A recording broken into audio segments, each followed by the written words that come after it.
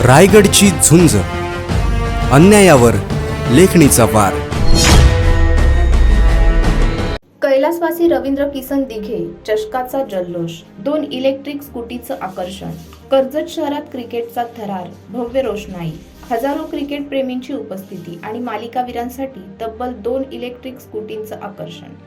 कर्जतमध्ये आयोजित करण्यात आलेल्या कैलासवासी रवींद्र किसन दिघे चषक 2026ची सध्या संपूर्ण पंचक्रोशीत जोरदार चर्चा रंगली आहे.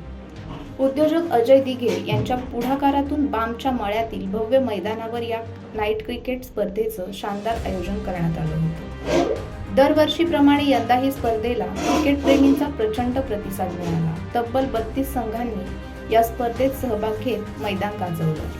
स्पर्धेतील आकर्षक बक्षिसांमुळे या चषकाची सर्वत्र चर्चा झाली. पहिल्या क्रमांकासाठी तब्बल 1.5 लाख रुपये, द्वितीय क्रमांकासाठी 75,000 रुपये, तर तृतीय आणि चतुर्थ क्रमांकासाठी प्रत्येकी 35,000 रुपयांची बक्षिसं ठेवण्यात आली होती.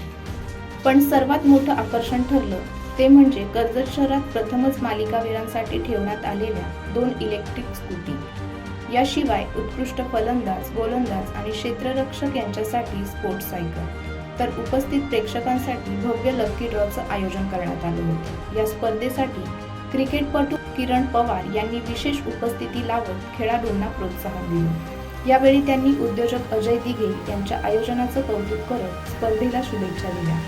वडिलांच्या स्मृतिप्रित्यर्थ आयोजित करण्यात आलेल्या या भव्य स्पर्धेमुळे कर्जत शहरात क्रीडा क्षेत्राला ऊर्जा मिळाली असून कैलासवासी रवींद्र किसन दिघे चषकाचा डंका आता संपूर्ण पंचक्रोशीत घुमताना दिसत आहे.